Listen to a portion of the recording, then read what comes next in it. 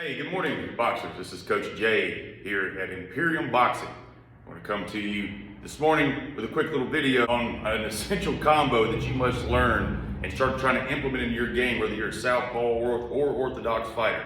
But real quick, there's a few things we need to discuss before we get into the combination itself. It's a very simple combination on its surface. It looks simple, and it is. You probably hit the heavy bag with it a lot. Your coach is probably running you through it, but just when you start applying it to sparring and certainly to competitive fight, you need to understand that there's some hand speed requirement, there's some timing, and sort of in setting your opponent up and anticipating your opponent's action. So it is a plan, meaning as this thing unfolds, the plan is the final shot. And before you land that final shot, you must execute the first two punches. So it's a 3-punch combo.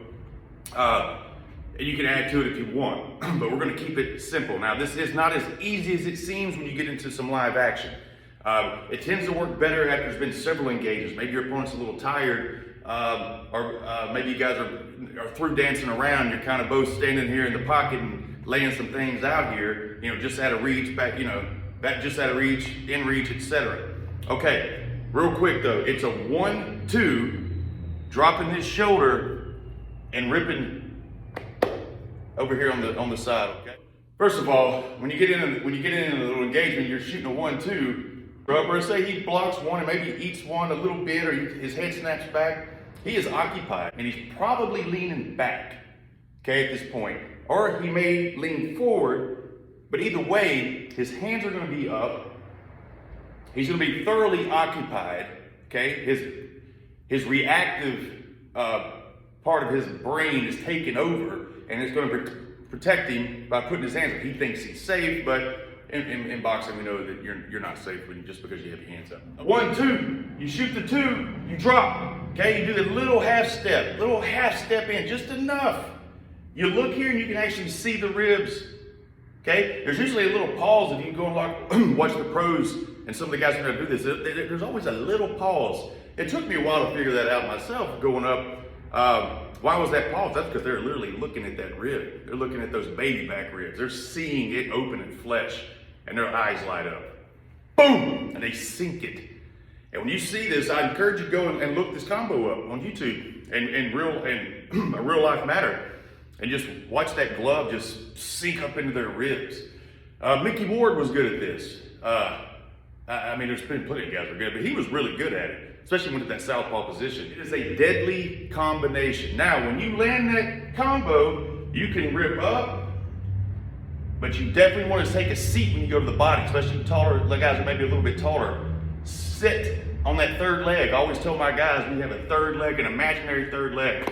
These are our balance stabilizers, and we have an imaginary third leg.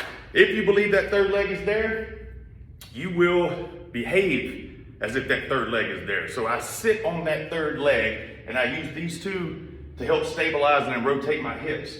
If I go low, I can come back high with another hook, right? Or I can rip, drop this shoulder, come up with an uppercut. There's all kinds of plays you can do all of that. This is how you practice it from the start. 1, 2, drop, boom. Okay, again, hands are up. 1, 2, boom. Okay? Practice that over and over, and then start trying to implement it into your sparring. It's not going to work at first.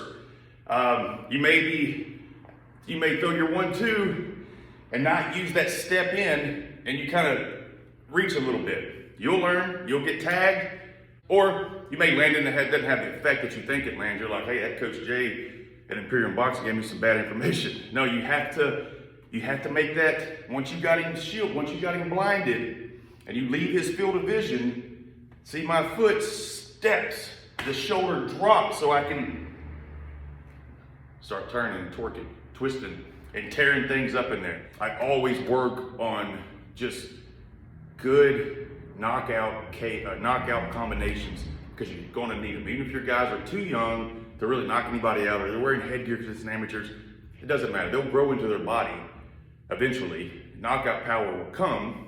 But it's the combinations that they've been working on, at the early stages. All right, guys, practice the combo. Use this combo, and by all means, if it works for you one day, shoot me a message. I'd love to hear about it. Thank you.